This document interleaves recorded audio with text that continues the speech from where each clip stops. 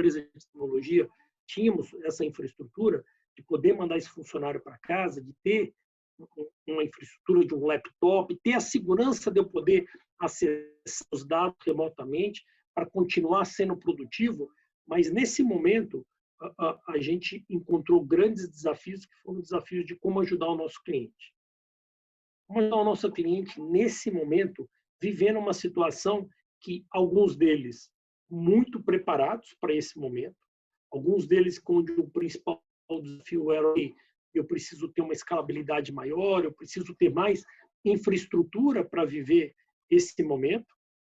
Por um lado, então empresas como a gente pode citar o Rappi, a gente pode citar empresas que tiveram uma demanda maior e que com certeza nos ajudam no dia a dia a viver essa quarentena, mas por outro lado eu tinha clientes onde a infraestrutura dele ou o momento dele não estava preparado para esse grande impacto. Então eu digo para vocês que nos últimos 2 meses tem sido intenso, eu já não estou sabendo mais o quanto que é sábado, o quanto que é domingo, por quê? Porque a gente precisa ajudar esses clientes a, muitas vezes, trabalhar de maneira remota, como é que eu acesso toda a minha informação que está dentro da minha empresa, que eu consigo continuar operando remotamente, como é que eu consigo fazer um como esse daqui, nesse novo normal, de poder conversar remotamente com as pessoas, como é que eu otimizo o custo desse cliente, o grande advento da cloud nesse momento é isso, ou seja, você tem a flexibilidade de utilização dentro desses dois cenários. E como é que eu otimizo? Tem uma série de coisas que a gente ajudou de maneira muito forte esse cliente a otimizar ambientes, a fazer com que essa infraestrutura tecnológica conseguisse estar presente. O grande desafio nosso, por outro lado, que a tecnologia tem a ver com pessoas, é esse novo momento no aspecto da ótica da minha equipe e da equipe dos meus clientes. Ou seja, esse novo normal que o Eduardo falou agora há pouco, de que a gente está fazendo um evento desse daqui de maneira remota, usando outra infraestrutura tecnológica, foi um pouco para nós esse conceito do como é que o meu funcionário se adapta nesse contexto, ou seja, como é que ele tem esse trabalho remoto, como é que ele continua produtivo trabalhando remotamente, como é que ele internamente, em alguns momentos em calls como esse, eu me deparei com uma criança do lado faz barulho, ou essa própria pessoa não está acostumada a usar tecnologia. Em alguns momentos a gente fez happy hours remotos dentro desse conceito, ou seja, é um novo paradigma que a gente tem usado, é uma forma com que a gente tem mudado, e esse daqui, a tecnologia passa a ser a nova realidade. Acho que quando a gente vê o advento da nuvem em cima de toda essa oportunidade, quando a gente olha o cenário antigo, que a gente chama um cenário mais on-premise, que gasta algo como 5% do total de despesas globalmente, a gente olha para frente com um cenário de oportunidade de ajudar os clientes. Acho que para contextualizar, um ponto que para nós, César, é muito importante, foi que momentos como esse, ou no ciclo que a Amazon, uma empresa que chegou nesse patamar, viveu grandes mudanças, acho que o grande ponto que está para todas as empresas, ele tem a ver com a cultura. Eu acho que aí é o grande diferencial de quando a gente olha o cenário atual, que é como conviver com essa situação no cenário futuro, é assim, quais são os princípios que a gente chama princípios de liderança, como ter essa obsessão pelo cliente, que faz com que a gente viva para atender esses clientes, ou como é que a gente olha o que a gente chama de bias to action, que é ter ação para ajudar em vários clientes, e aqui, ao longo dessa conversa, eu posso citar vários casos que a gente ajudou a sociedade, ajudou os clientes, ajudou a fazer coisas que realmente fazem com que a gente ajude nesse diferencial para esses clientes. E quando a gente olha um pouco o cenário do que vem por aí, eu quis dividir só com vocês, fazendo rapidinho aqui uma frase do Jeff, que ele diz basicamente o seguinte: sei se está dando. Está indo,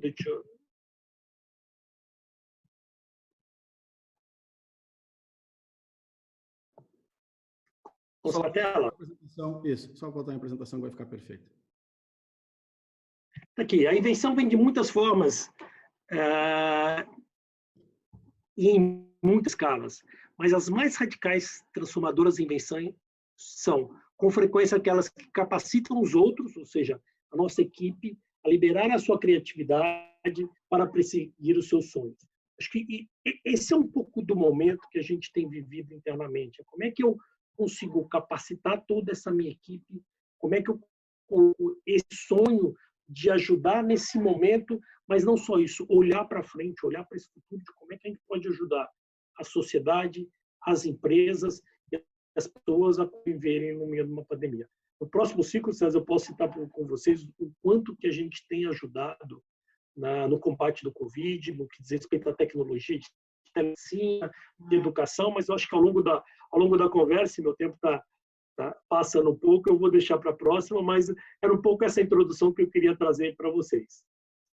Sensacional, obrigado pelo convite. Sensacional. Eu queria pegar um último ponto só antes da gente virar ali para o Lambi, Kleber, que queria que tu abordasse um pouquinho mais uma coisa que é um delta competitivo incrível da Amazon, que é a questão dessa cultura de inovação, né? Essa coisa, e indo um pouquinho além, a Amazon tem duas coisas que sempre me chamaram muita atenção: a cultura de inovação e o contexto de working backwards, né? Essa lógica de enxergar de onde se quer chegar e daí vir de frente para trás para chegar no resultado.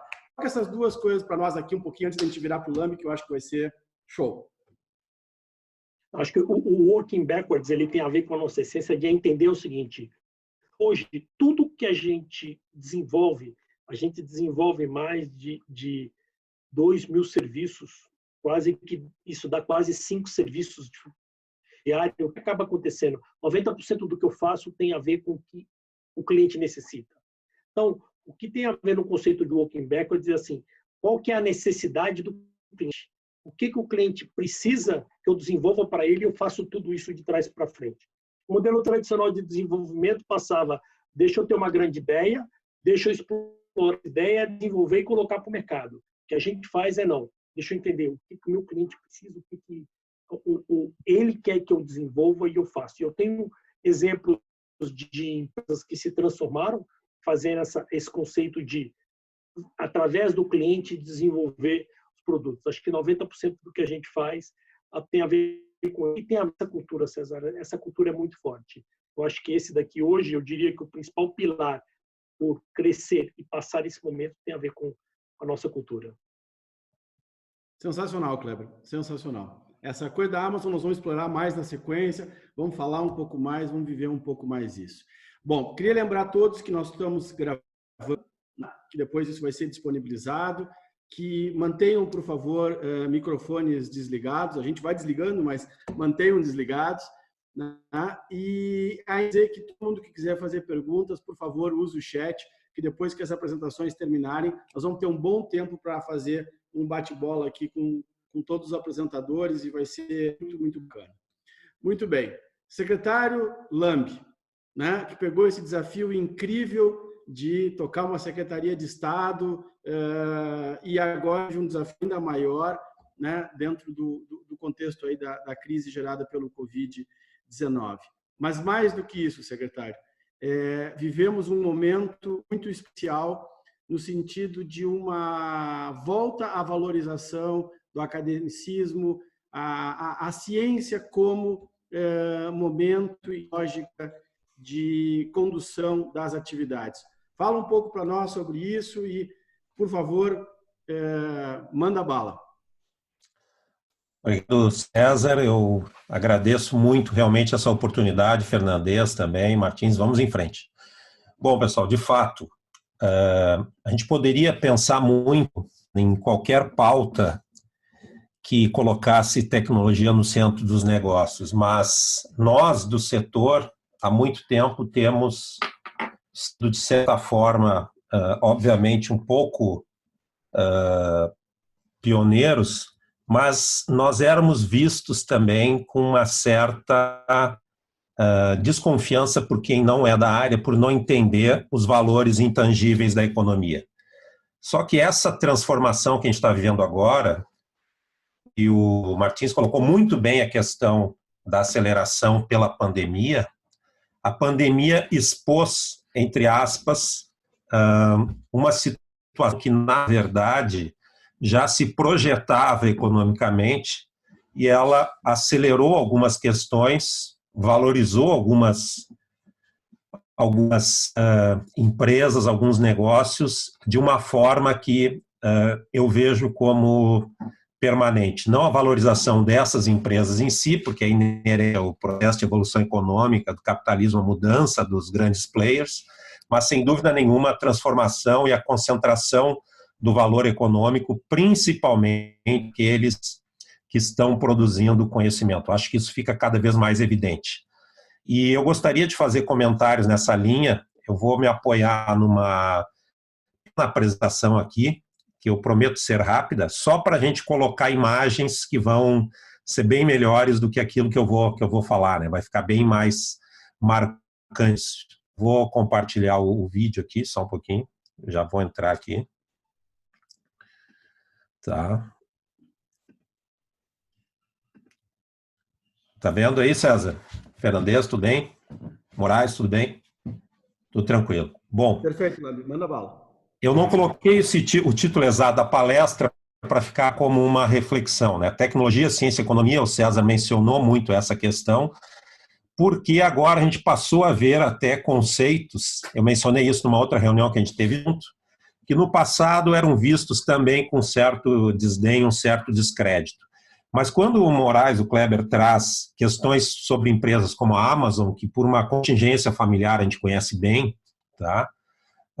A gente percebe quanto isso fica cada vez mais compreendido e absorvido nesse período que a gente está vivendo de isolamento forçado, o quanto essas questões que empurram um pouco ciência no imaginário das pessoas e na realidade das pessoas, todos passaram a enxergar esse tipo de curva, por exemplo, as pessoas passam a se perguntar até que ponto isso de fato é relevante ou até que ponto elas não estão entendendo muito bem o que está acontecendo. Tá? Uma outra questão que ficou muito clara, e César, a gente discute aqui pelo menos, eu e tu, há uns 10 anos essa questão, pelo menos, né? No mínimo 10 anos, é de fato o valor econômico, o que tem valor hoje em dia, e tendo representante da AWS aqui, da Amazon, é até redundante a gente falar nessa simbologia dessa imagem do Economist, que agora já faz 3 anos que foi publicada. Dia 6 de maio de 2017, coincidentemente, César, foi publicada essa reportagem no Economist que tornou essa imagem famosa no mundo inteiro, né? Que o novo recurso agora são os dados, são o conhecimento.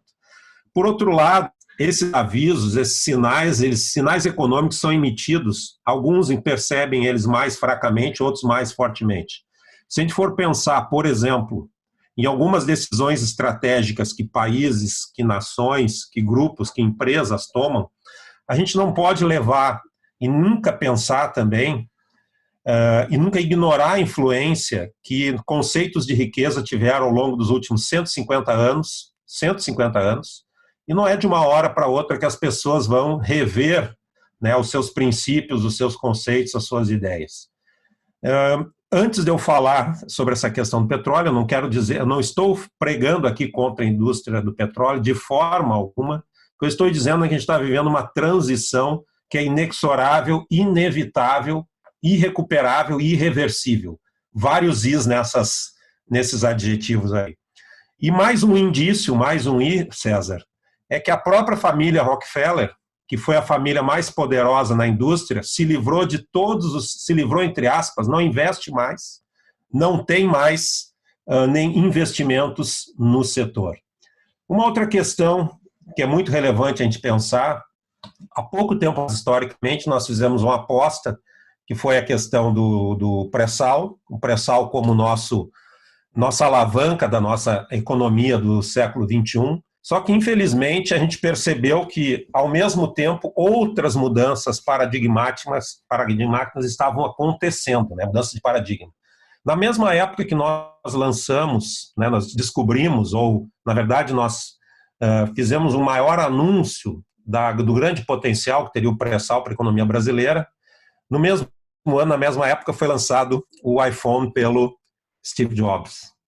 Isso causou uma mudança também na forma das pessoas se comunicarem, na forma das pessoas interagirem, na forma das pessoas trabalharem.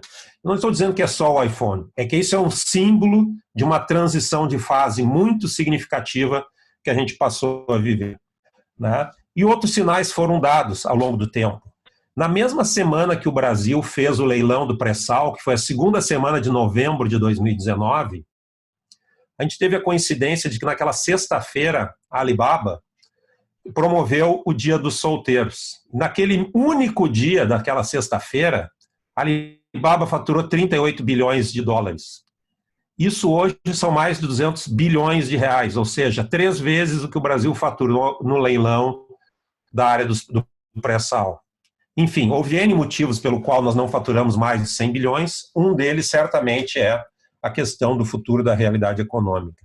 Da mesma forma, também não somos nós que estamos dizendo isso, todas as consultorias dizem, a gente vive um momento no qual a tecnologia, muito representada aqui pela IA, não estou dizendo que é apenas a IA, mas a IA se tornou o buzzword da tecnologia, das grandes empresas, né?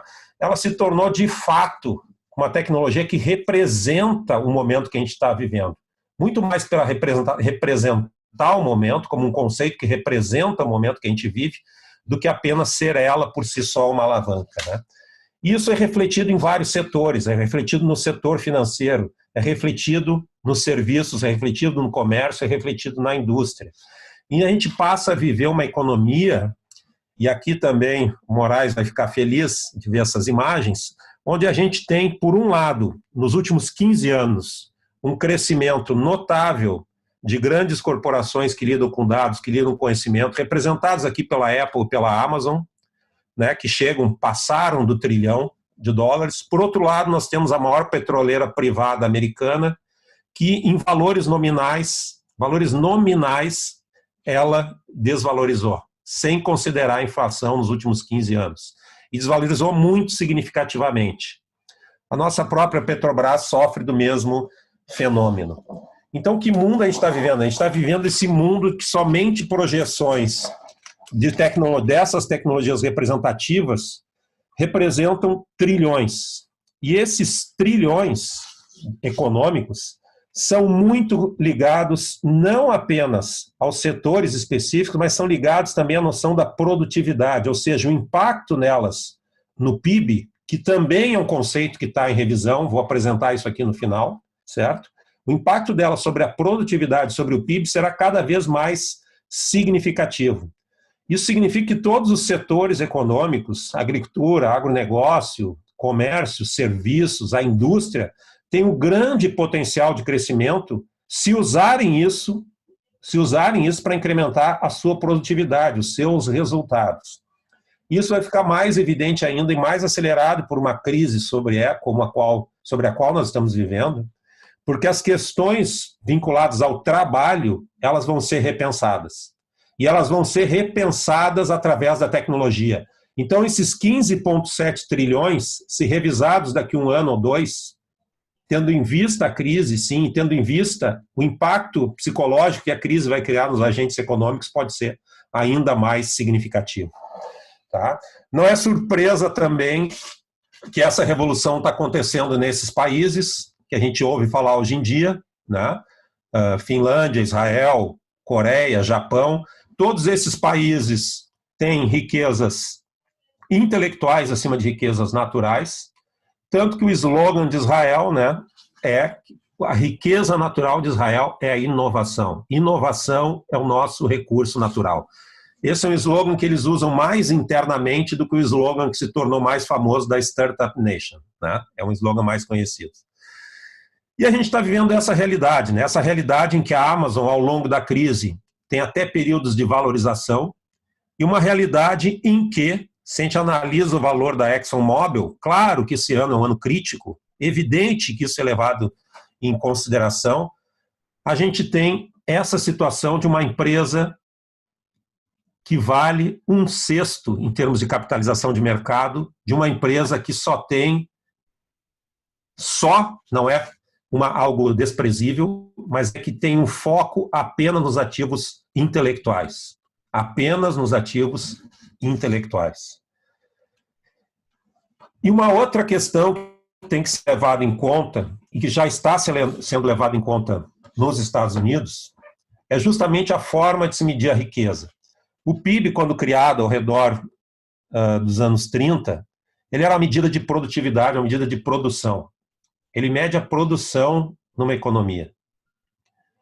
Mas no século XXI, que tipo de métrica a gente tem que ter, principalmente quando tu passa a lidar com riquezas digitais intangíveis?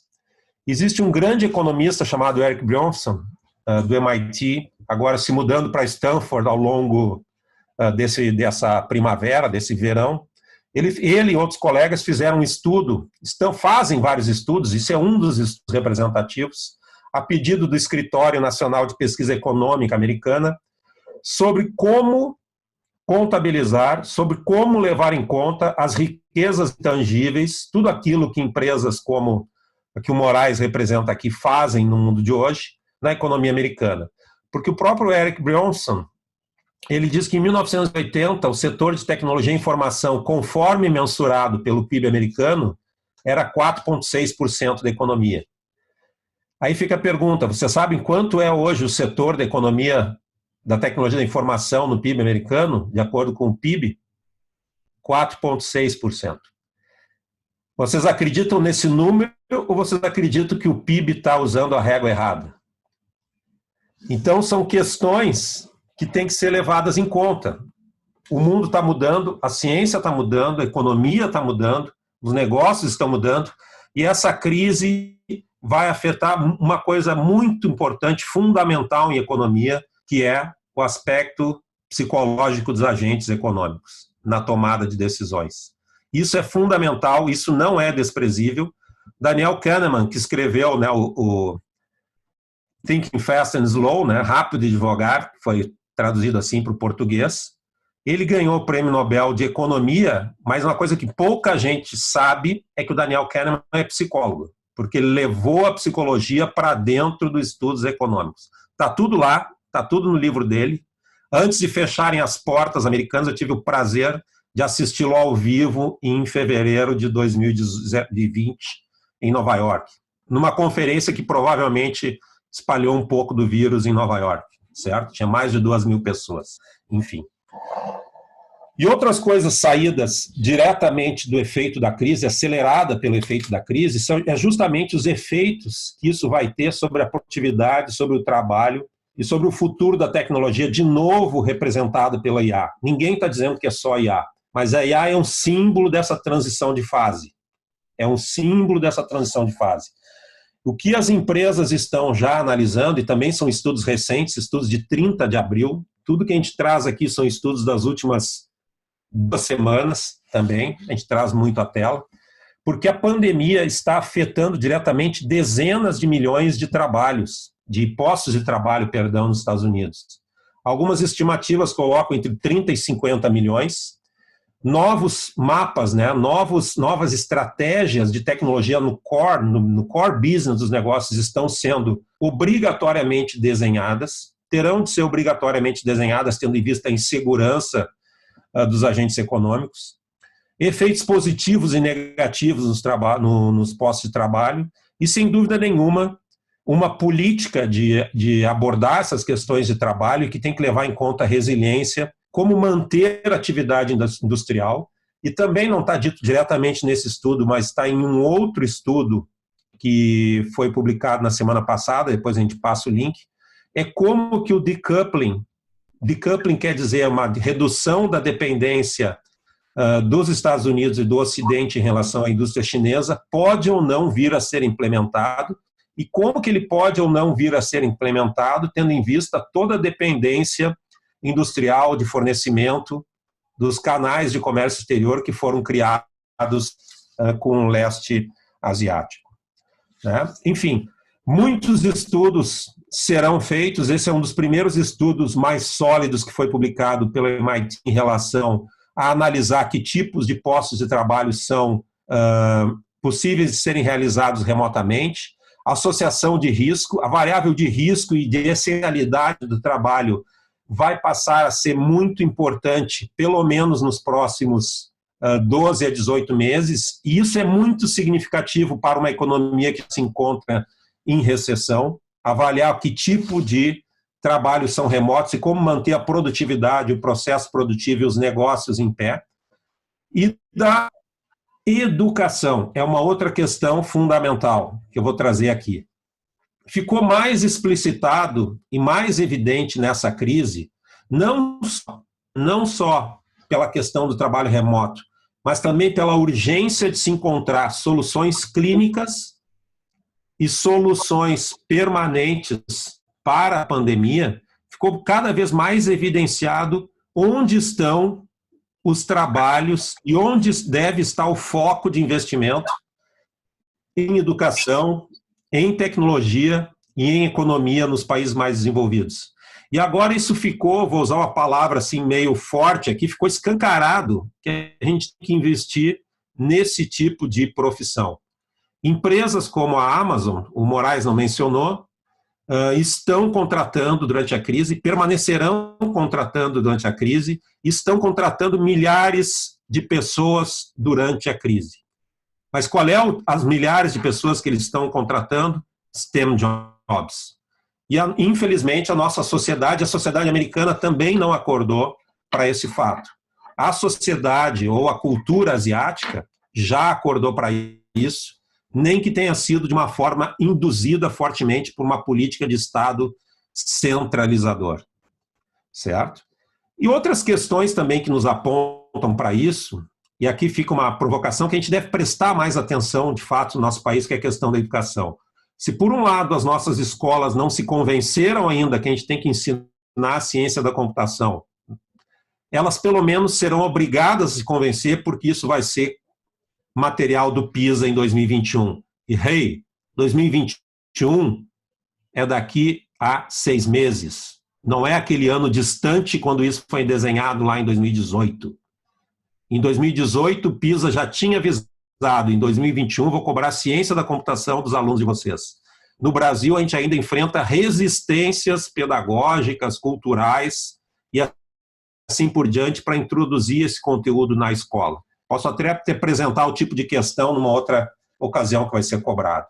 Enfim, a gente não precisa dizer também, César, Moraes, Fernandes, quem são os países que estão liderando o PISA. No último exame, a informação quem liderou foi a China, mesmo sendo um país gigantesco.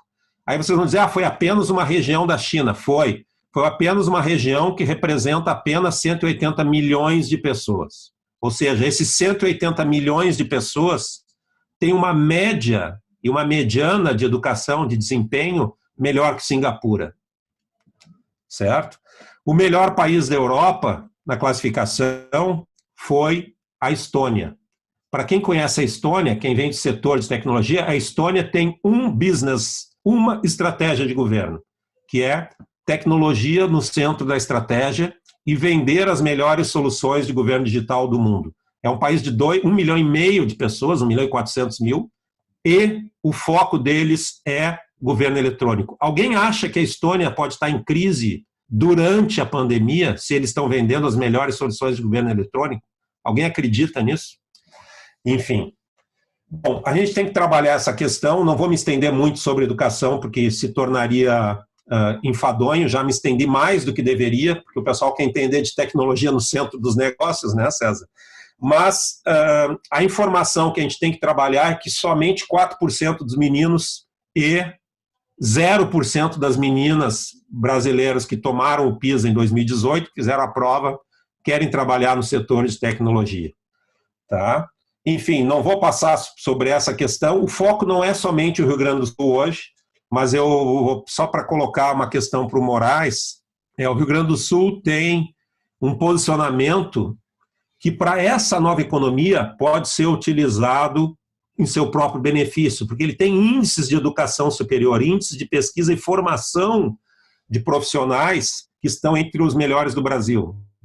Tá? Então, nesse quesito, a economia brasileira, a economia gaúcha não vai mal. A economia do conhecimento gaúcha, ela vai bem. O que a gente precisa é acelerá-la, né, em contexto com o mapa estratégico do governo, que coloca essas questões, sim, né, para que a inovação seja colocada no centro de uma estratégia para a geração de riqueza, ou seja, transformação de potencial intelectual em riqueza, que foi o que, sem dúvida nenhuma, o Jeff Bezos fez lá atrás, essas grandes corporações, Microsoft fez lá atrás, e o César conhece muito bem como funciona a Microsoft, ninguém precisa pensar no valor à intelectualidade, no valor à ciência que tanto Bill Gates quanto Jeff Bezos dão, né? Hoje em dia, a gente sabe dessas questões fundamentais.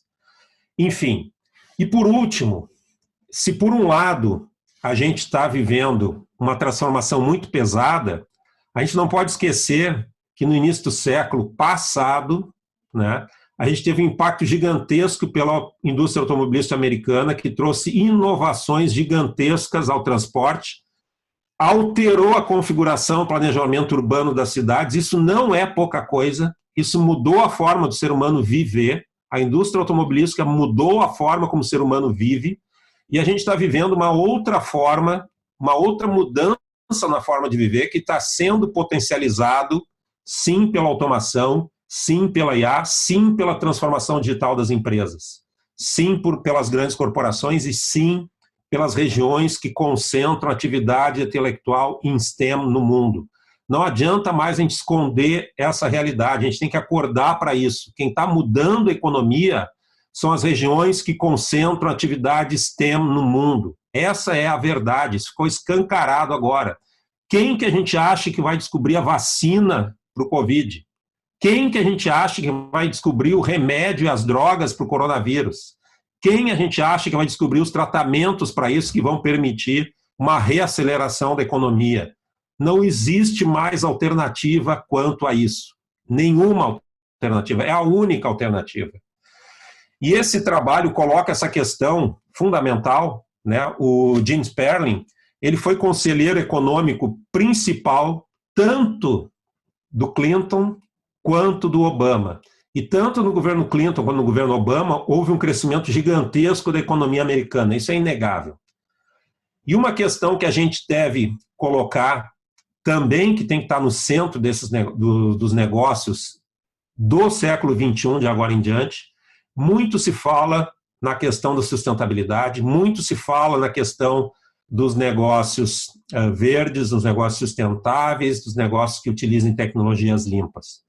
Mas uma grande tendência que a crise acelerou, e esse livro que eu estou lendo agora aqui, César, cita todos os grandes economistas modernos americanos, todos, sem nenhuma exceção, esse livro do Sperling, é a questão de como a gente vai ter uma postura de dignidade num mundo em que a economia, o conhecimento, eles vão tornar os ganhos diretos e indiretos tão grandes e tão gigantescamente maiores para quem dominar as áreas STEM, que a questão que a gente via no passado como uma não prioridade, mas que vai ficar cada vez mais escancarado agora com a questão da crise econômica e como a gente consegue manter uma economia que preserve a dignidade das pessoas também. Isso não é mais uma alternativa. Todas as grandes corporações já estão colocando isso nos seus roadmaps.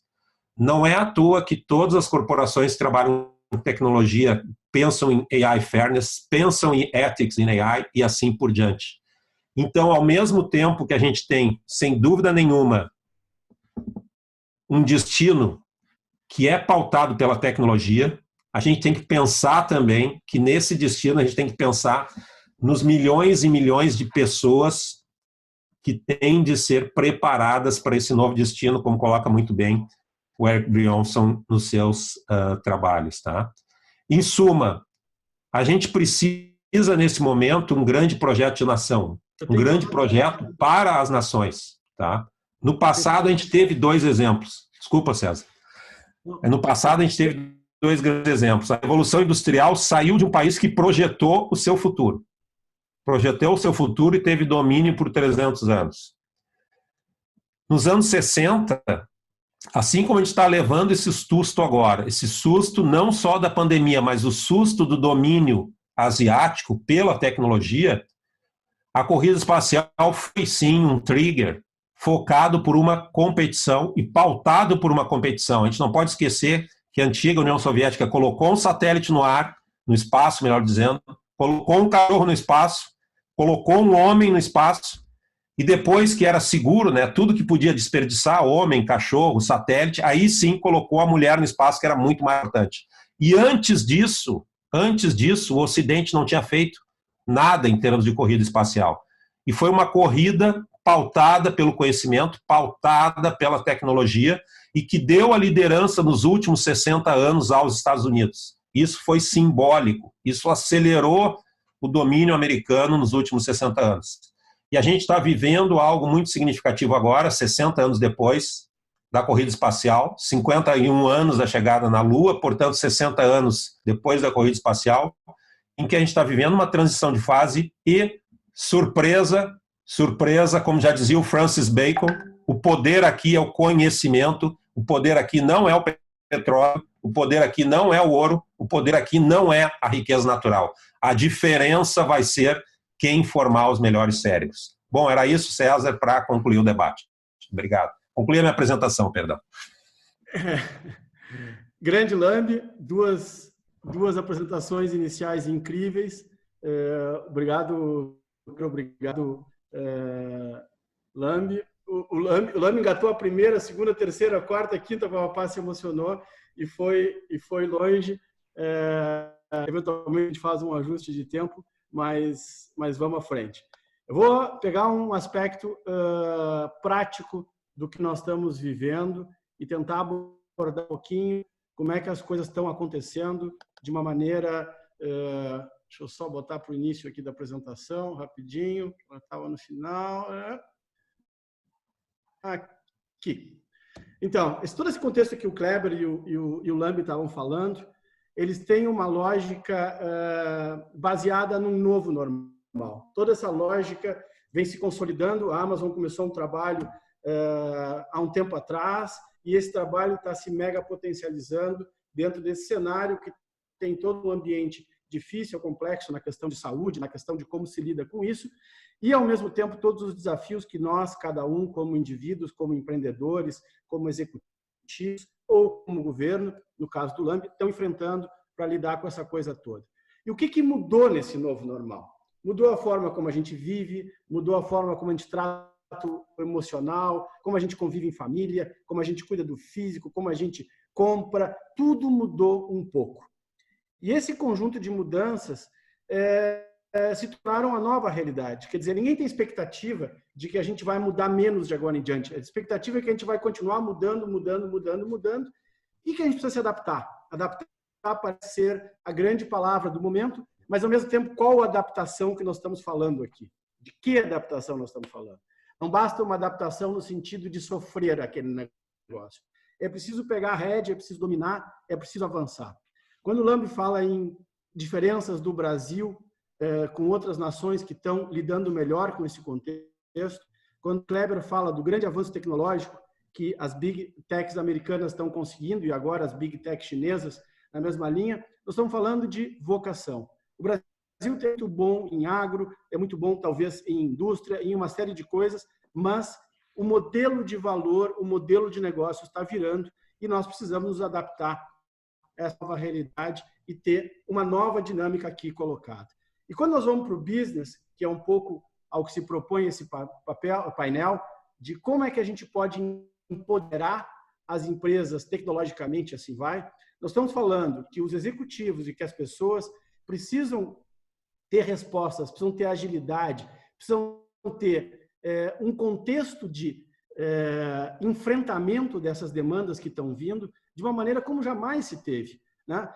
Nós não estamos falando simplesmente de ir para home office, isso é o básico do básico. Nós estamos falando de que existe uma nova lógica de demanda, de elasticidade nos serviços, soluções e produtos, que as empresas precisam lidar com esse contexto todo, que os executivos precisam se qualificar para essa linha, que esse evento Covid e pós-Covid ele vai exigir muito mais qualidade de quem presta serviços, de quem vende, de quem entrega. As coisas estão muito mais restritivas, né? E nós vamos ter aquela turma que vendia almoço, né, para pagar a janta, ela tropeçou agora. E talvez continue tropeçando. Nós estamos falando de uma realidade que exige um outro tipo de relação com os profissionais, que exige uma lógica permanente de detecção de oportunidades, de entender cenários e saber lidar com isso. Isso, por exemplo, tem que fazer parte da realidade de cada organização agora, detecção de oportunidades e lidar com esses cenários novos a cada momento, porque tudo vai continuar em transformação. Eu entendo que essa lógica ela está se implantando. Nós estamos muito longe, apesar de nós estarmos aí há 45, 60 dias da percepção generalizada dessa nova questão, o fato é que isso veio para ficar. Existe uma entrevista sensacional do Tim Clark, que é o CEO da Emirates, né? A empresa, o Kleber está até rindo ali, porque ele deve ter lido também. Ela é sensacional. Ele diz basicamente o seguinte: olha, o nosso mercado, por mais que ele volte, ele vai ser 20% a 30% menor, o mercado aéreo. E aquilo que é o meu principal produto hoje, que são os A380, aqueles super jumbos da Airbus, eles simplesmente não servem mais porque eles são quadrijatos e são de uma outra lógica. Olha o patamar de coragem desse CEO dizendo que praticamente aquilo que fez ele ser conhecido e reconhecido no mundo inteiro simplesmente não serve mais e que ele vai ter que se desfazer desses ativos e trazer um outro tipo de lógica para jogar. Então, essa característica ela tem que estar presente dentro dos negócios. Negócios não têm sentimento. Negócios têm uma lógica de quem serve melhor ao seu cliente, né? Quem sabe servir melhor é que vai adiante. E dentro dessa dinâmica aqui, nós precisamos nos reorganizar. Existem alguns setores que são mais impactados e menos impactados. Vários viram esse gráfico que circulou pelas redes sociais e assim vai. Mas o fato é que mesmo quem está lá no vermelhão está tendo que se reorganizar completamente para sobreviver, né? A onda vai da esquerda para a direita, onde mais vermelho, mais impactado, mais verde, menos impactado. E essas empresas que são as potenciais vencedoras, não é só por causa da questão do Covid ou da crise, ou porque o segmento convive melhor com a nova realidade que nós estamos vivendo. Mesmo empresas que estão, por exemplo, empresas automotivas, existem casos de empresas que estão lidando bem com a lógica de carro por serviço, carro por aluguel e assim vai. Existem empresas de agricultura que estão indo muito bem nesse momento e outras nem tanto. Quer dizer, existe um conjunto de fatores que geram a capacidade competitiva dos negócios hoje em dia. Muito bem. Indo à frente. E o que a gente está observando aí no mercado? As empresas que estão conseguindo, as empresas executivas, que estão muito além da questão de simplesmente lidar bem com o trabalho remoto, mas que estão sabendo lidar com a alteração de demanda e com uma lógica de elasticidade nisso, estão tendo vantagem competitiva. Aquelas que estão conseguindo colaborar mais, estão conseguindo lidar com os novos formatos de trabalho. E veja, agora as empresas são uma espécie de grande arquipélago, porque cada casa nossa faz parte do business, faz parte da estrutura e vai ter um ambiente físico. É bastante razoável imaginar que os escritórios das companhias serão menores de agora em diante, porque alguns vão continuar em casa, algumas coisas vão acontecer.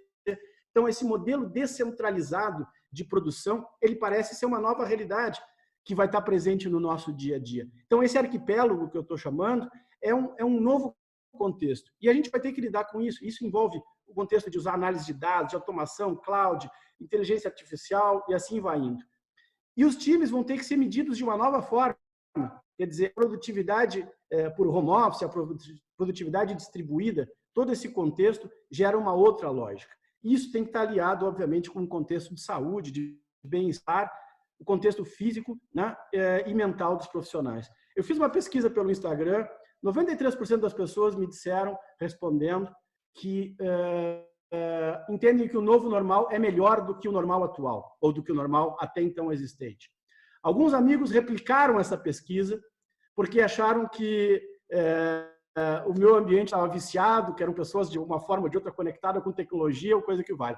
E eles replicaram, e o que teve a pior resposta deu 70% das pessoas achavam que era novo normal também era melhor. Agora, como é que eu vou enfrentar esse novo normal? É uma versão requentada de mim mesmo, né? Ou é uma capacidade que eu vou estar desenvolvendo para lidar com isso de um jeito completamente diferente? Então, aqui vamos ir, aqui vamos tocar e vamos fazer a coisa acontecer de uma maneira bacana. E aí tem as grandes questões. Que tipo de desafio que eu tenho que responder dentro do negócio, dentro da organização? Quer dizer, eu estou realmente preparado para lidar com o trabalho remoto? Eu consigo ter as ferramentas e segurança adequada? Eu tenho, nessa lógica do arquipélago, uma estratégia segura, autenticada? Eu sei que o Lambi é o Lambi, que o Kleber é o Kleber, que o César é o César quando eles estão se conectando, e assim vai. Existem boas soluções de colaboração. Como é que eu lido com esse aumento ou redução de demanda que a minha empresa vai ter, né?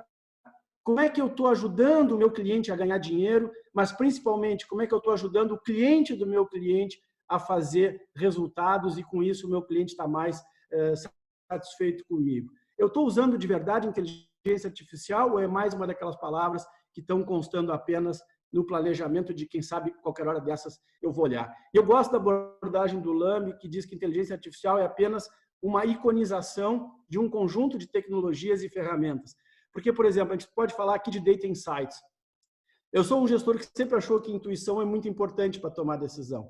Mas hoje, a intuição sem dados, sem base, ela não faz mais sentido. Então, você tem tanto acesso à informação, tanta base de dados, que você pode tirar um monte de diferença nisso.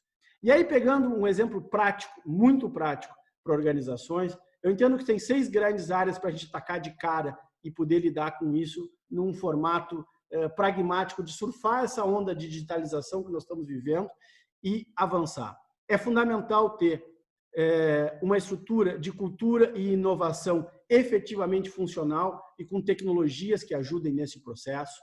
Muita tecnologia para colaboração e engajamento de profissionais. É muito mais difícil engajar um profissional que está na sua casa ou que está home office, assim vai. Então, você precisa ter novos mecanismos de comunicação, conexão e lidar com essa turma. O ambiente de trabalho remoto tem que ser muito além de simplesmente uma VPN ou um remote desktop ou lidar com softwares de videoconferência, assim vai. Você precisa que ele seja produtivo, você precisa ser integrado, as pessoas precisam trabalhar junto e assim vai. O ambiente tecnológico agora tem que ser absolutamente resiliente. Não tem mais espaço para cair nem um minuto. Então, as empresas têm que investir nisso. A coisa não pode ser mais amadora. É evidente que isso tem que ser cada vez mais sofisticado e qualificado e aderente à realidade que nós estamos vivendo nisso. É fundamental ter um contexto de continuidade dos negócios, né? Quer dizer, se caiu alguma coisa, se alguma coisa não funcionou, dados, recuperação, assim vai, e segurança, porque se o mundo está todo digital, né? O conjunto de coisas que podem acontecer, os riscos são muito maiores, são muito mais efetivos.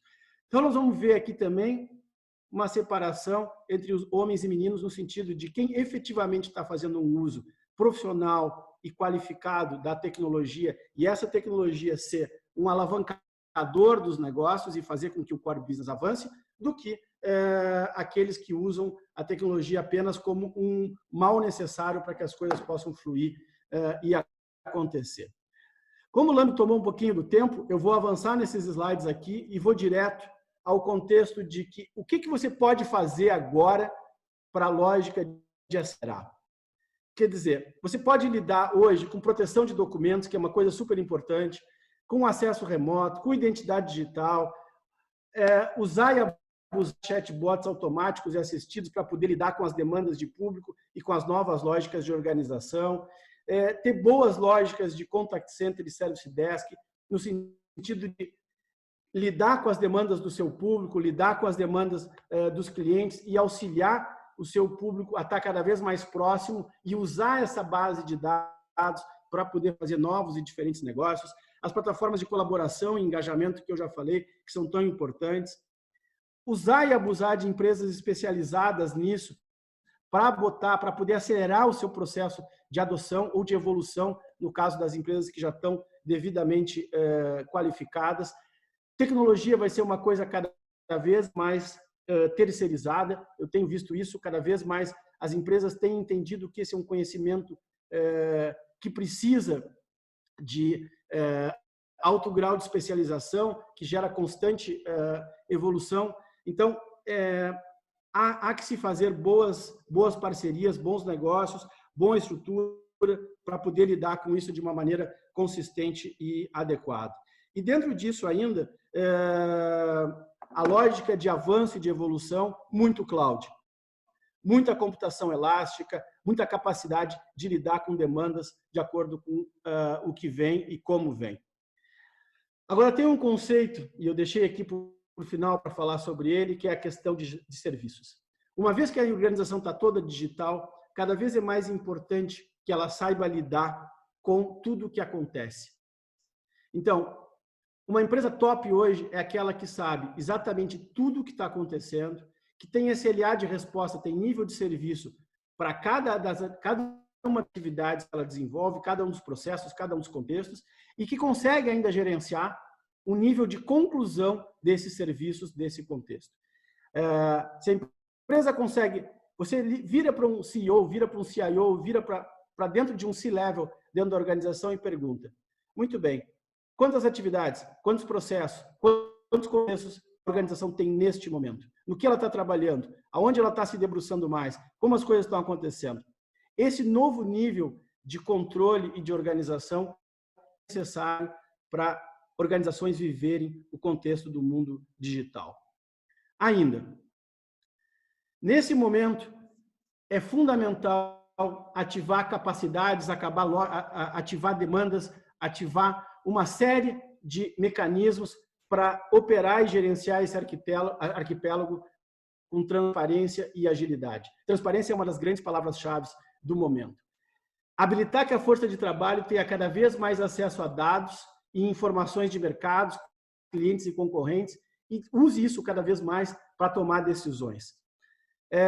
Há um monte de espaço para empoderar as pessoas, e aqui é necessário muita empatia, colaboração virtual e processos cada vez mais eficazes, diretos e funcionais.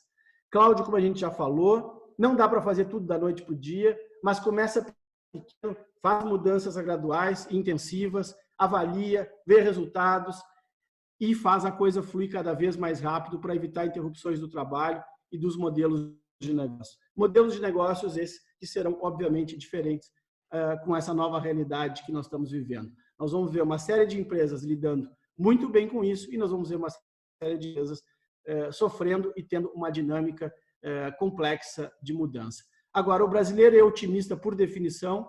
Uma pesquisa que o LEAD fez, nacional, com abrangência, falando sobre isso, só 4% dos C-levels pesquisados disseram que acham que não vão conseguir lidar com essa nova realidade. E 70% disseram que entendem que há um enorme espaço de reorganização, de transformação e de reorganização frente às demandas que estão sendo impostas, os novos cenários, e que uma nova empresa melhor provavelmente vai surgir surfando essa nova onda. Na sequência, o que a gente tem que fazer? Escalar cada vez mais os negócios, de forma planejada, organizada.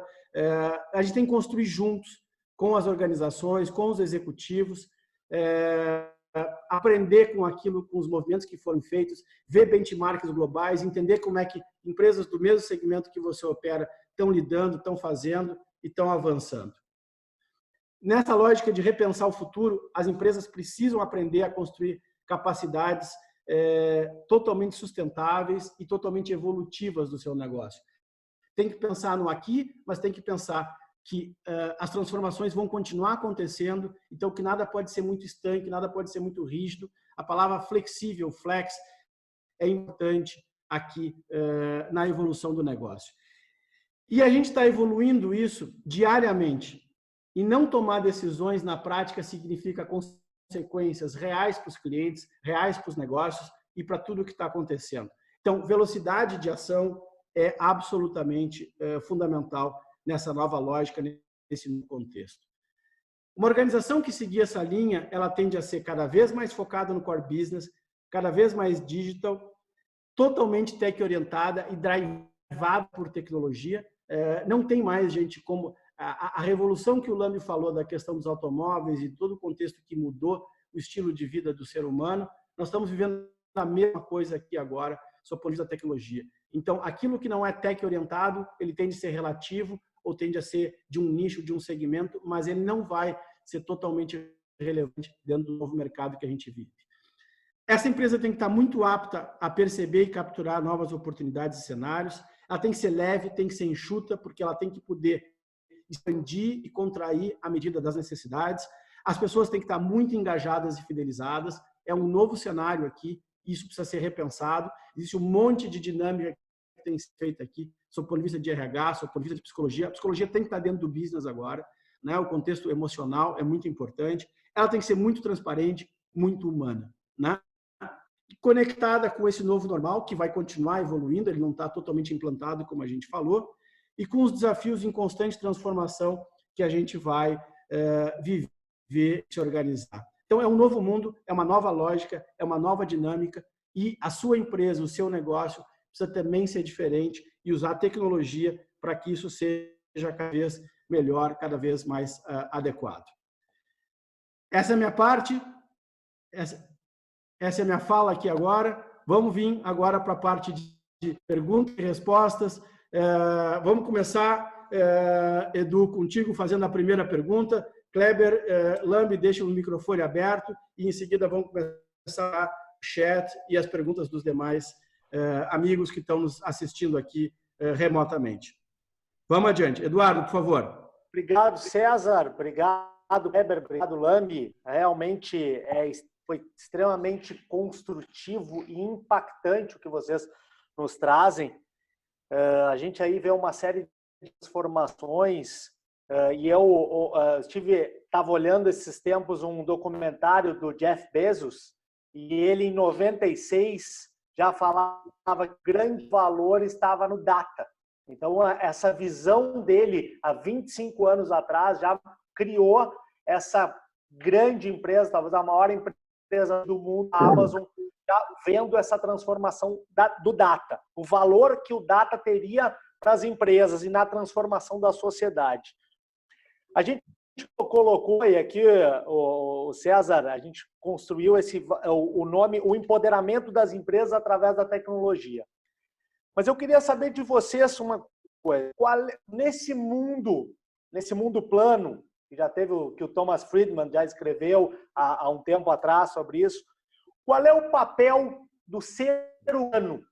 Como é que fica o papel do ser humano nesse mundo de tanta tecnologia? Como é que ele se coloca? Qual é a visão de vocês do papel do ser humano? Kleber, eu vou pedir para te iniciar a resposta. Deixa eu começar aqui, porque como mencionaram algumas coisas aqui, e obrigado, Lambi, obrigado, César, pelos pontos aqui, e Eduardo, eu vou chegar nesse ponto, mas em cima do que o César falou, eu fui colocando, eu recentemente conversando com um sociólogo italiano, Domenico Di Masi, e ele disse o que o César falou, que não voltaremos ao normal, porque o normal era o problema. Então, isso tudo que está vindo aqui, e essa transformação, quando a gente olha a tecnologia como um todo e a cultura, quando a gente fala de tecnologia, ele não tem a ver, porque a tecnologia está disponível para todos e a qualquer momento. Ela tem a ver com o que está por trás. O que foi falado aqui, qual a estrutura de agilidade que você tem dentro da empresa para poder encarar um momento como esse, qual é a sua estrutura organizacional, e aí eu vou começar a usar um pouco de sopinha de letras que a gente usa internamente, do conceito, por exemplo, de time, que são estruturas pequenas, ágeis, que se movem rapidamente para poder identificar um problema e levar uma solução dentro desse contexto. Ou seja, tudo isso traz uma agilidade e flexibilidade que, para momentos desse, faz toda a diferença. Porque a gente fala, ok, qual que é esse novo normal? Como é que eu consigo inovar? Como é que é o amanhã? Como é que esse executivo que está nos escutando aqui agora, como é que eu converso com vários CEOs dizendo, ok, como é que vai a indústria de avião no próximo ciclo? Se você não tiver dentro da sua equipe uma capacitação, então, respondendo o que você falou, Eduardo, começa pela capacitação, que foi o que o Lambi falou. Se a gente não conseguir ter uma capacitação muito forte das equipes, de treinar, de permitir um ambiente onde você consiga errar Eu acho que a inovação tem parte do erro. E todo mundo falou coisas lindas aqui da Amazon, mas eu sei que pouca gente sabe. Lá atrás, o Jeff Bezos e nós desenvolvemos um telefone celular. E dentro desse telefone celular internamente, que a gente identificou como uma grande oportunidade de mercado, a gente descobriu que o negócio não voava, não andava, e depois de investir quase $500 milhão, Jeff Bezos chegou um dia numa reunião na mente e viu que todos os funcionários tinham um iPhone, um Samsung e um telefone da Amazon. Naquele dia, ele destruiu o projeto. Ou seja, a tomada de decisão para você errar, ela tem que estar inerente a esse novo normal. Ou seja, aprender a seguir, aprender a errar e tomar uma decisão rápida. Então, qual que é o fundamento de tudo isso, Eduardo? E aí eu corroboro com o Lambi, é assim, é a educação. A gente só vai sair desse ciclo olhando para frente através de educação. O que a gente tem falado aqui, tem feito, Lambi, junto com o César, em Porto Alegre, de conseguir levar programas de capacitação, o programa Educate, que permite capacitar todos esses jovens que você mencionou, que muitos não querem vir para o segmento de TI, mas querem ser empreendedores e tem nessa inovação diferencial competitivo, ou todo investimento que a gente faz em programas como o EdStar, que dá milhões de dólares para startups de educação, ou seja, esse é um berço. E olhando isso não só pelo advento do que aconteceu, mas do que já vinha acontecendo, a única forma da gente ajudar o Brasil a sair desse contexto é em função da educação. Então, hoje, o custo de entrada de novas empresas no mercado, através da tecnologia, através da educação, é muito maior. Pessoal, a gente tem um exemplo, eu gosto de citar, o Nubank, há anos atrás, começou com 6 pessoas, com uma ideia, e hoje é uma empresa global. A Gimpé começou com uma pessoa sozinha, com um conceito diferente, e ele, junto com alguns amigos, fizeram uma empresa global, ou seja, esse conceito de você ter o lado do empreendedorismo, o lado dessa educação que permite milhares de jovens a ter esperança. Acho que a palavra agora é esperança de fazer algo. E ter essa educação, que ela é hoje abundante, é disponível para poder fazer uma transformação que a gente precisa olhar daqui para frente, eu acho que é a nossa responsabilidade. Quando eu me vejo como gestor, quando eu vejo e converso muito com os meus amigos, assim, é a responsabilidade de ajudar no momento atual, com certeza, mas dar uma esperança. Uma esperança de que a gente pode fazer algo de diferente, isso é através da inovação, isso é através da capacitação, mas a educação é o grande pilar que vai fazer com que a gente consiga sair mais forte dessa situação. É isso. Show, Kleber. Eu queria falar para o nosso pessoal que está aqui nessa videocon conosco, que dado tem um monte de pergunta aqui para falar, nós vamos passar os 10, 15 minutinhos no final para poder garantir que a gente vai abordar todas. E falar para o Lambi, falar para o Kleber, que duas pessoas me mandaram o WhatsApp aqui me dizendo que está sendo a melhor live que eles estão assistindo, o professor Maurício, Marcos, Anderson, entre outros, falando aqui que está sensacional e que os temas são super interessantes. Bom, que bom. Bom. Dentro dessa linha, né, e do que nós estamos falando, e avançando na questão da educação, que o Kleber estava abordando agora, um pouquinho, respostas curtas para a gente poder pegar todos, tá? Que é a dinâmica de... a educação para o Luciano Gomes é o maior desafio do Brasil, deixa isso claro, né? E aí ele pergunta o que a sociedade civil, né, pode fazer para além dos governos, né, para que a gente consiga lidar melhor com esse cenário que tu caracterizasse. Respostas curtas para ter várias perguntas. Pode fazer muito. O que ficou escancarado também durante a crise é que a gente precisa ter respostas ágeis. Todos os movimentos de ONGs ou privados que eram vistos com certa resistência por entrar em questões educacionais, não seguirem currículos, não seguirem toda a legislação à risca, eles estão sendo valorizados agora porque eles propõem soluções ágeis. E digo mais também, claro que a escala da educação só o Estado pode prover, isso é assim em qualquer lugar do mundo, até nos Estados Unidos, até na China. Não tem como ter educação 100% privada para milhões de pessoas, não é sustentável.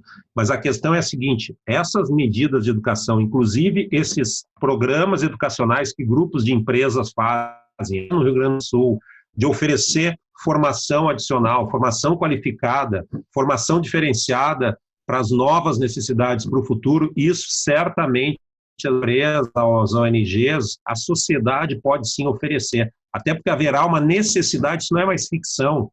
Na nossa área, César, o profissional que não se atualiza na velocidade do século XXI, ele também tem questões de problema de colocação, e é uma área que tem oportunidades, vamos lá, infinitas, entre aspas. Então, o papel das organizações, das empresas, da sociedade, todo ele faz parte de uma escala educacional, de uma linha de educação constante que a sociedade precisa ter acesso. Nessa linha, Lambi e Kleber, começando aqui pelo Kleber, e já falo um pouco sobre isso. O Regis Bronzatti fala de como uma empresa que talvez tenha perdido um pouco a onda da tecnologia possa se recuperar, né? E se ainda dá tempo, o que ela pode fazer para buscar o jogo. E conectado a isso, uma pergunta do Fogaça, no contexto de como os executivos podem desenvolver ou entender quais são os skills necessários para lidar com todo esse dinamismo, com toda essa realidade. Kleber, começamos por ti. Na sequência, Lambi, eu completo no final. Há uma tecnológica que vai ser mandatória daqui para frente. Ela começa com a conscientização dos executivos de que essa mudança tem que ser feita. De que não tem mais, eu digo para vocês, não tem essa opção de não se jogar numa jornada digital. Isso é passado, isso daqui, as empresas que não entrarem estarão fadadas a ter problema. Então, dado isso tem que ser uma visão top-down, a organização tem que se preparar para isso. A organização tem que se preparar e se conscientizar de que, dado que isso é uma jornada, como é que eu inicio essa jornada? Essa jornada, tipo, você deu um exemplo, é simples de começar. Tem vários tipos de que a gente chama de workloads, ou processos que você migra digitalmente e rapidamente.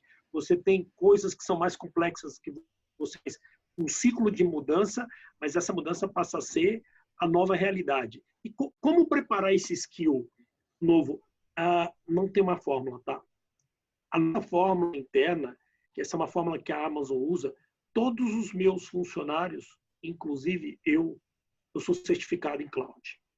Todo mês eu faço a prova de capacitação de alguma tecnologia nova, de IoT, de machine learning, de inteligência artificial, ou seja, esse nível de capacitação, ele é vivo, ele a cada momento vem uma tecnologia nova. Para quem lança quase 5 novos produtos por dia, você pode imaginar a nossa necessidade de atualização. E eu diria, pessoal, hoje em dia tudo isso está disponível praticamente de maneira gratuita e cada um de vocês pode se capacitar e preparar para esse novo. Colocando uma coisinha antes de virar para o Lambi, lifetime learning, gente. Essa é a expressão-chave aqui. Você precisa se qualificar. Acabou aquela fase. A vida é muito mais longa, né? A medicina, o exercício, o equilíbrio, a gente está vivendo cada vez mais, né?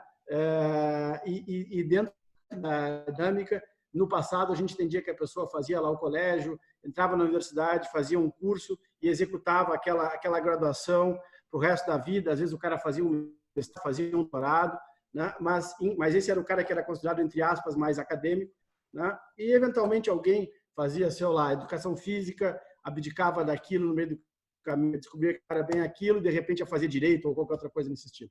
Agora, numa vida que se encaminha para 100 anos, quer dizer, você vai ter que estudar a vida inteira, você vai estar de profissão 2, 3, 4 vezes, e a forma de lidar com os skills é ver o que está ponteando, o que está avançando e se conectar a isso e estar permanentemente lidando. Kleber tocou num ponto muito importante. Hoje não aprende quem não quer, porque os conteúdos estão disponíveis, é só buscar. Obviamente, inglês é fundamental nessa jornada, mas tem que buscar, conectar. Tem muita coisa disponível para você se qualificar e lidar com essa nova realidade. E no ponto das empresas... Vai. Não, eu tenho que estar apto e preparado para isso. Contando um pouco da minha história, a AWS é a 5ª empresa que eu assumo como presidente, então essa capacitação de se mudar a qualquer momento é extremamente importante. é fundamental e é por isso que tu é tão requisitado e por isso que está aí na empresa que está, Kleber, porque essa é a chave.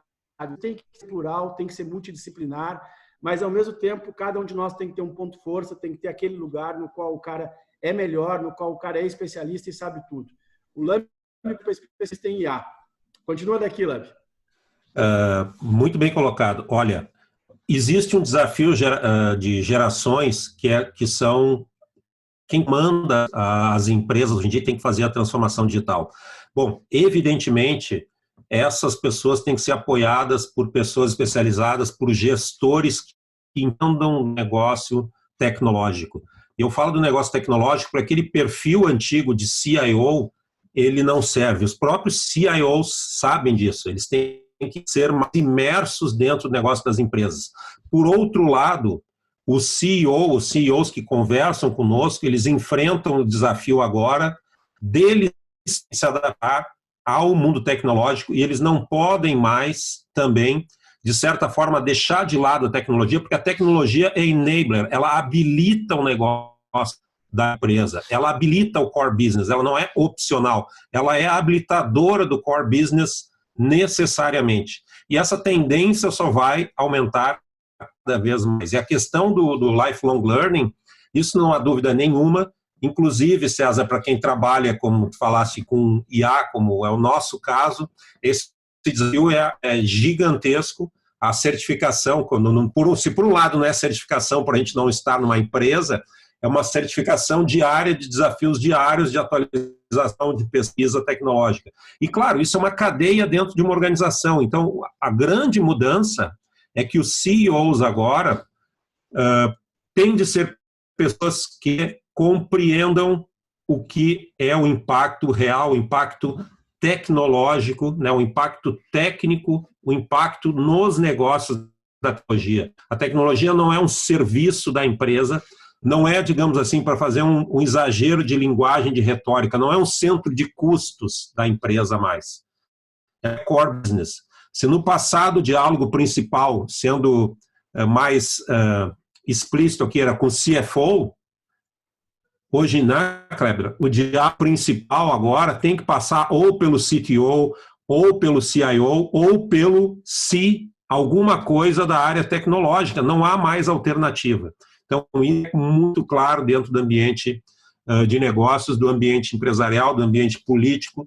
E em questão da educação, vocês já colocaram muito bem a questão da longevidade mais curta e de uma longevidade, de uma temporalidade que necessita educação permanente. Por outro lado, a educação permanente faz que as pessoas sejam, não paradoxalmente, não é um paradoxo, mais empregáveis. Aquele que está sempre se educando agora é a pessoa que vai ser considerada a mais experiente. A mais experiente não é aquela que repete mais vezes o mesmo trabalho, é aquela que é capaz de aprender mais ao longo do período de tempo da sua extensão profissional. O conceito de experiência mudou também.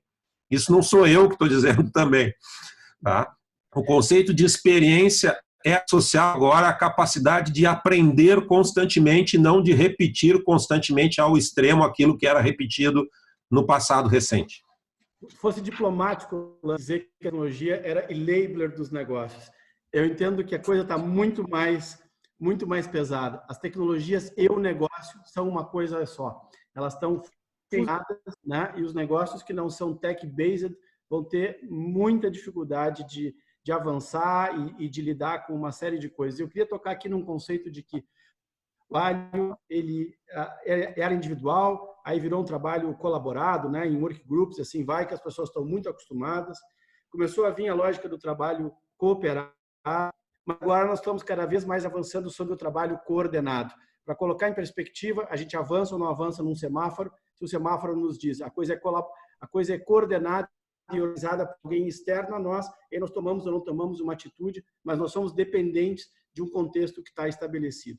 Mas esse trabalho coordenado, ele também vai evoluir e a gente provavelmente vai, em alguns setores, entrar na lógica de sistema operacional, no qual a gente é uma parte de um mecanismo muito mais amplo e muito mais plural. E todas essas dinâmicas que eu estou falando, elas vão ser cada vez mais tecnologia baseadas, tecnologia estruturadas, E assim, tecnologia é tudo, da psicologia, né, à engenharia, passando por todas as coisas, a tecnologia é o que medeia e que permeia todo esse novo normal, ou novo estilo de vida, ou nova lógica que está sendo implantada aí dentro disso.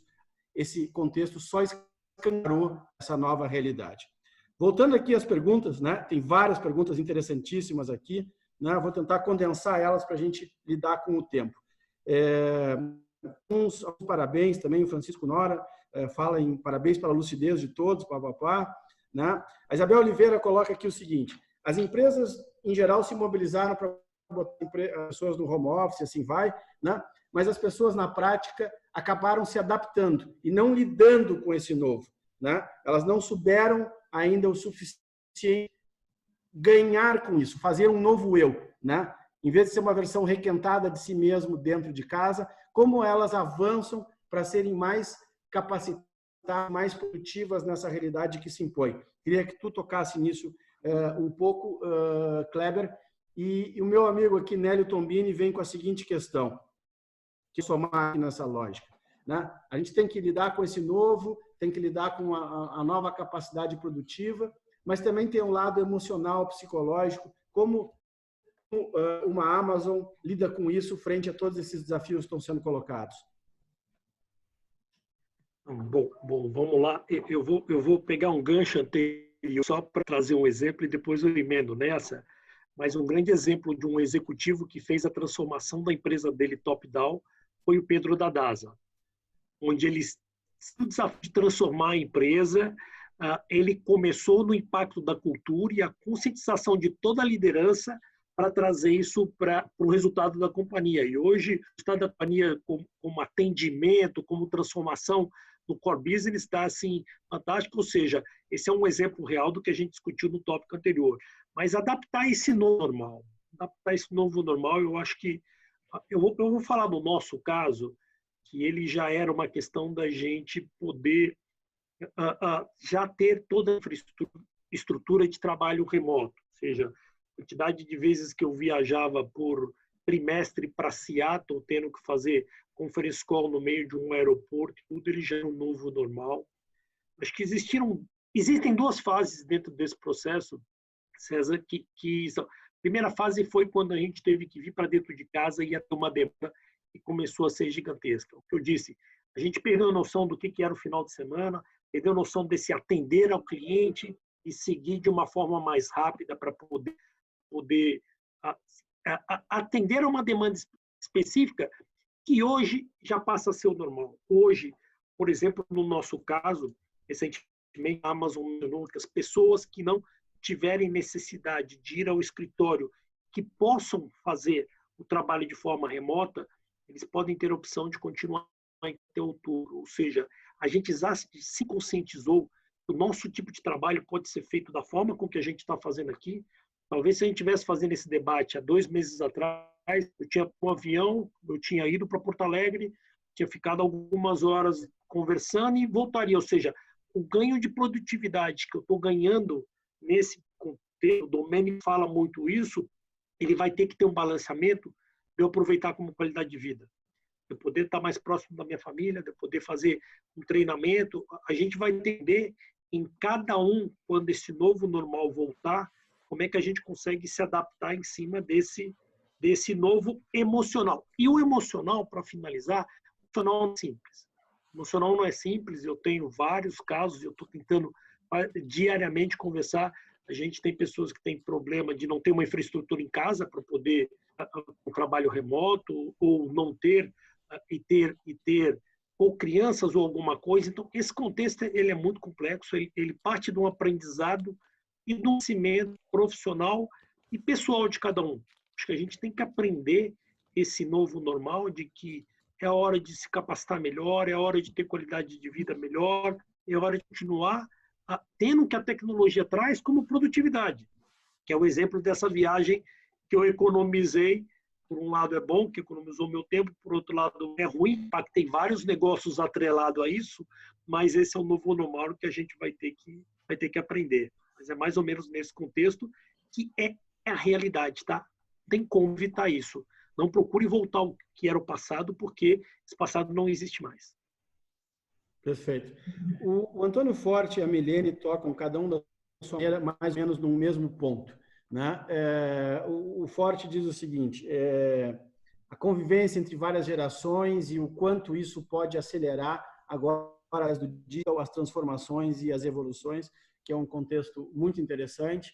Mas, em paralelo, a Milene faz uma provocação dizendo o seguinte, ok, mas esse monte de tecnologia vai aumentar ou vai reduzir a desigualdade, né? Como é que isso vai acontecer e assim vai? O que tu pode nos dizer sobre isso, Lambi?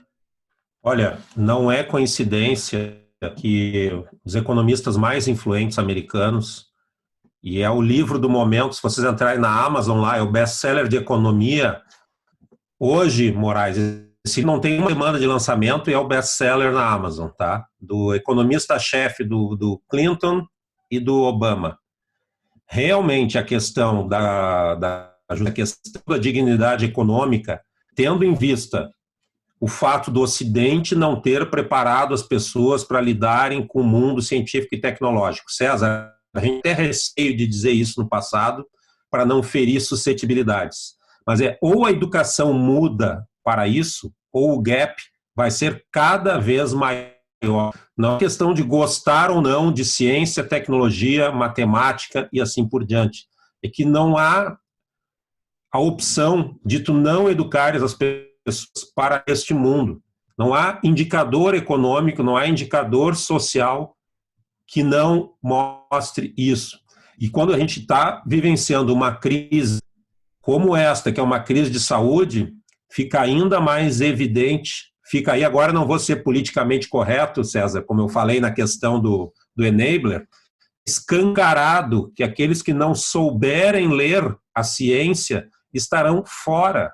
Estarão fora. É duro, mas é verdade. As pessoas não conseguem ter uma manchete de jornal sobre o que está acontecendo na epidemia, na pandemia, e fazem interpretações erradas do que está escrito. Dizem que o estudo, que a análise, que a interpretação do médico foi A, quando na verdade o médico disse não A. Eles dizem que o epidemiologista disse B, quando na verdade ele disse não B. Então isso é resultado da gente não ter focado naquilo que a gente deveria ter focado. Então o risco do gap existe? Sim, é real. O gap já existe? Sim, é real. Qual é a grande preocupação da sociedade americana, dos economistas americanos?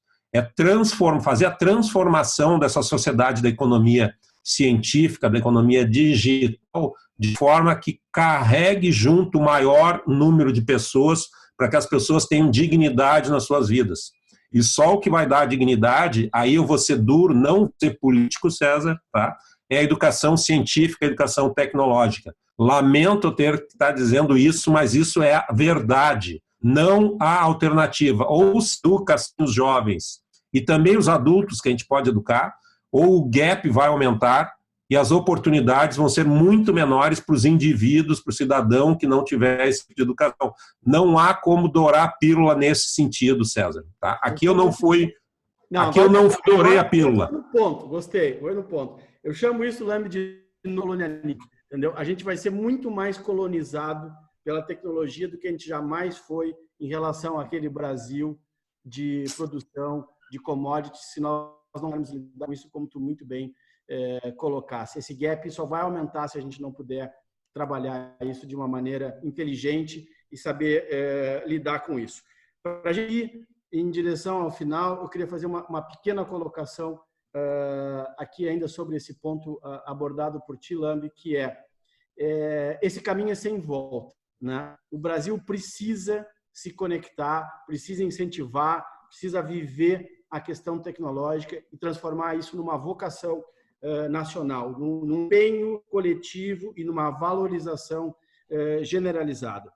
Tem vários elogios aqui do Gilberto Galafassi, do Regis Bronzatti, várias pessoas colocando e dando parabéns para nós e evoluindo aqui o contexto. O professor Maurício, que eu já tinha citado, mas eu quero pegar um gancho aqui do professor Maurício, que é a lógica do working backwards, Kleber. Ele aborda a seguinte questão: esse working backwards leva em consideração ou não a lógica de valores do cliente e como isso se sucede. E na sequência, Lambi, tu já engata ali junto nesse contexto, para a gente abordar o trabalho sendo feito agora no Rio Grande do Sul, do Transforma RS, que é exatamente para identificar e lidar com essa dinâmica de gap de conhecimento e como é que nós trazer mais gente para a área de tecnologia que paga melhor, que tem mais oportunidades, que não tem desemprego, né? Que tem um monte de possibilidades aqui, a empregabilidade está gigante, né? Tem muito o que fazer aqui. Kleber, por favor, working backwards, na sequência, por favor, as tuas considerações finais, o Lambi, e aí eu fecho e passamos para o Eduardo para fazer o closing em nome do LID. Legal, eu vou tentar tangibilizar em cima de um exemplo que eu dei, o que foi um trabalho de working backwards, o que a gente trouxe a própria DASA. A DASA chamou a gente para ajudar a transformação digital e a gente usou todo esse conceito de working backwards, que é começando do que é a real necessidade do cliente, como é que eu trabalho de trás para frente. Então, nossa equipe, para entender o que o cliente faz, nós vamos fazer um exame, como todos nós aqui. Então, um chegou lá, o plano médico não tinha autorizado fazer aquele exame, o outro chegou, ele não tinha feito o jejum necessário no tempo reto, o outro chegou e precisava mudar porque não era aqui ou aquela ali. Ou seja, quando a gente chegou para fazer uma reunião com o conselho, toda a nossa equipe estava com o comprovante de entender qual que é a necessidade do cliente. O que a gente comentou é o seguinte, a tecnologia está aí. A tecnologia, commodity, eu poderia ter feito um aplicativo para saber se o exame tinha sido confirmado ou não, eu poderia ter feito uma identificação de rosto para saber que quando eu cheguei eu tinha que ir para aquela sala A ou B, eu poderia ter recebido um WhatsApp para saber que o meu jejum começava até a hora, ou seja, a gente identificou qual que é a hora da verdade, que é quando eu chego ali para fazer o meu exame, e por trás disso, como é que a gente trabalha uma estrutura de processos, de tecnologia, de inovação, para nessa hora que a gente está ali, eu como cliente, eu ser atendido de maneira satisfatória. Então, esse é o nosso dia a dia, ele não tem uma ciência de eu colocar tecnologia em cima de uma necessidade. Porque a tecnologia existe. É qual que é a necessidade desse cliente. Como esse exemplo, a gente tem vários do dia a dia dos nossos clientes, dizendo como é que você transforma por essa necessidade do cliente o seu negócio e faz com que o principal patrimônio que você tem, que é o seu cliente, ele seja bem atendido e tenha satisfação de trabalhar com você. E para finalizar, eu digo que essa é a essência da AWS, essa é a essência da Amazon. Em cima disso, que quando a gente fala que os nossos princípios de liderança, dessa obsessão do cliente, de levar essa inovação tecnológica como um todo para poder atender ele melhor, de fazer coisas que, tradicionalmente, o mercado, que a Amazon mudou o paradigma de poder comercializar o produto, mas a AWS mudou o paradigma de computação, de diminuir preço 69 vezes. A empresa diminui o preço quando ela está crescendo, a gente faz isso. Hoje a minha equipe técnica trabalha dentro dos clientes para diminuir o consumo dele. Então, são coisas que você olha em cima do ponto de vista do cliente e faz esse de trás para frente para poder continuar crescendo. É a única forma de você ter uma sustentabilidade ao longo prazo para poder modificar na mente essa. Sendo obcecado pelo cliente, tendo uma equipe e tentando satisfazer esse cliente da melhor forma possível em prol do negócio dele e não em prol de outra necessidade que você tem. Então, era só um pouco esse contexto. Acho que eu tentei tangibilizar o que é esse working backwards para nós. Palavra final, Kleber. Tua mensagem, depois eu vou para o Lambi. A palavra final é assim, fantástico ter esse bate-papo. Eu acho que a gente tem um novo normal aí. Eu não deu tempo de falar, mas de novo tem uma questão da sociedade que a gente realmente tem que estar atento. O Lambi falou disso, é que esse desnível só existe, ele não pode continuar existindo. Eu acho que a gente precisa ter através do empresariado, ter através da tecnologia, como é que a gente ajuda a sociedade. Até nesse momento de Covid-19, no nosso caso, a gente tem tido como foco principal, ou seja, poder ajudar milhões de estudantes em São Paulo para poder ter uma aula remota, coisa que não era possível até então, de trazer os alunos para poderem estudar. Esse é um ponto. Telemedicina, que foi uma mudança de paradigma, terceiramente, que você coloca a tecnologia para poder evitar com que as pessoas tenham que ir ao hospital, possam ser atendidas. Eu acho que dos programas que a gente disponibilizou milhares e milhões de recursos para poder ajudar, como o Brasil Sem Corona, acho que tem parcerias que fez com os clientes para poder ajudar. Esse é o que a gente pode deixar de legado. Eu acho que é para isso que a AWS está no Brasil, é para isso que a AWS continua investindo, e só para finalizar o LAMB, a gente continua contratando, porque a gente acredita numa retomada. A gente recentemente colocou um investimento de R$1 bilhão em infraestrutura no Brasil, e esse projeto foi alterado em nada. Então, eu acho que é um momento realmente da gente ajudar pontualmente nesse cenário atual, mas olhar e contribuir para um Brasil melhor e um Brasil diferente. Então, essa é a consideração final, e obrigado pela oportunidade. Sempre sensacional, Kleber. Muito obrigado. Tua contribuição é sempre incrível. É um prazer estar contigo aqui. Lambi, por favor. Eu gostaria muito de agradecer a Lídia, agradecer a Fernandes, César. O trabalho que vocês fazem é um trabalho também de ponta, também inovador, um debate. Vocês qualificaram muito a questão dos debates empresariais, tem qualificado muito isso, Fernandes, no Rio Grande do Sul. Vocês estão trazendo o Rio Grande do Sul também para um estágio em que a gente debate perspectiva de futuro, a gente debate transformação do negócio, a gente debate como a inovação pode mudar a economia gaúcha. Então, a minha consideração final é, primeiro, que a gente forma também, a gente está formando também um novo grupo de lideranças na sociedade gaúcha, lideranças empresariais que têm um conhecimento, uma valorização maior da ciência, valorização maior da inovação, valorização maior da tecnologia, e isso é resultado do tempo que a gente está vivendo, de uma maior aglutinação de forças, de uma maior convergência de propósitos aqui. E um exemplo que eu gostaria de comentar também, César, é o projeto que os empresários aqui de tecnologia estão conduzindo, que é justamente para oferecer para profissionais que já atuam no mercado, mas que podem fazer uma transição de carreira para o setor de tecnologia, mas principalmente um projeto de educação para jovens, que mostra para jovens, principalmente que não tiveram oportunidade de ter uma educação voltada à ciência, voltada à tecnologia, como atuar nesse setor, né?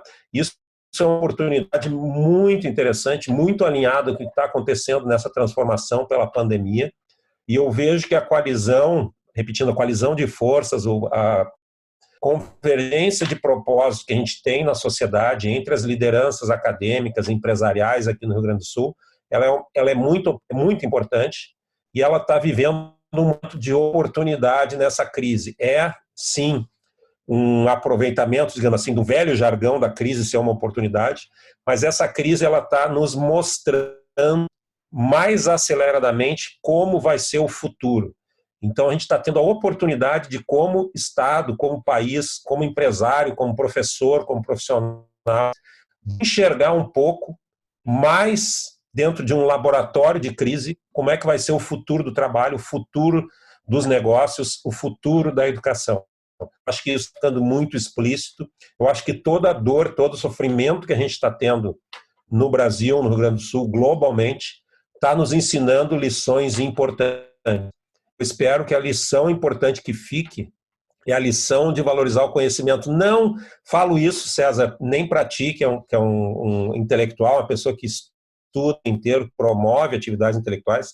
Eu falo isso para que a sociedade se conscientize, né, que o futuro econômico é um futuro baseado no conhecimento. Esse é um momento crucial, é uma oportunidade que a gente está vivendo. E eu espero que a gente continue trabalhando nesse sentido. Obrigado, César. Parabéns a Lide pelo trabalho. Sensacional, Kleber. Para a gente fechar agora, então, o que eu diria é assim, gente, tem um mundo novo aí, entendeu? E ele chegou, tomou conta, né? Aquela cadeirinha da rede social lá, e o que mais transformou a gente foi a questão do Covid, e ele chegou, mas ele chegou de uma maneira definitiva, não tem como voltar, nós não vamos ter um novo mundo logo na sequência, né? Existe uma coisa assim incrível sendo modificada. Queria ressaltar, recebi mensagens da Alessandra, do Paulo, da Isabel, da Alcinda, muita gente aqui conectando e dizendo, gente, essa live foi incrível, foi sensacional, amei. Teve uma pessoa, inclusive, que brincou aqui dizendo, zero chato e cansativo, estou adorando, podia até continuar, né? Nesse mundo de lives que a gente vive. Mas eu queria botar um indicador aqui para achar dentro de tudo que a gente vem falando. Como saber se você está ou não bem adaptado para o novo normal? Se a sua vida está um inferno nesse momento, se você está trabalhando feito um louco, né? Se você está vindo até às 8, 9, 10 da noite, está levantando cedo, está cheio de coisa para fazer, você já está adaptado, você já está no novo normal e está em progressão. Se o que você faz o dia inteiro é ver live, né? É ficar pensando que está de férias e coisa que valha, você não está no caminho certo, ainda está em tempo de se reorganizar, mas assim, é claríssimo quem está vivendo bem o novo normal e quem está simplesmente deixando o tempo passar e achando que estar em casa é bacana. É um momento agora de aprender, de conhecer, desaprender para poder ter espaço de aprender de novo e avançar. Conhecer muito o seu negócio, conhecer muito os benchmarks globais dos segmentos de atuação que você está, pivotar o que você tiver que pivotar, e, ao mesmo tempo, avançar sobre aquilo que for necessário. Há muito, muito, muito o que fazer. Essa live vai estar disponível no site da LID amanhã, né? Nós vamos estar disponibilizando isso para todo mundo que quiser ver. Quem quiser conhecer mais o projeto Transforma RS, é falar comigo, falar com o Lambi ou com todos os empreendedores que estão junto conosco aqui, né? LID parceiro, a Amazon vai estar conosco nesse projeto, tenho certeza, e assim vamos indo. Há muita coisa que fazer.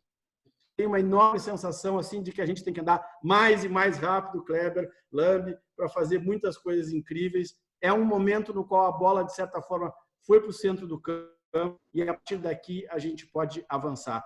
Eu vejo muito mais a lógica do copo meio cheio do que meio vazio e acho que cada um de nós deve transformar isso numa oportunidade, numa grande oportunidade de fazer a diferença e se reposicionar frente a esse incrível e admirável mundo novo que nós estamos vivendo.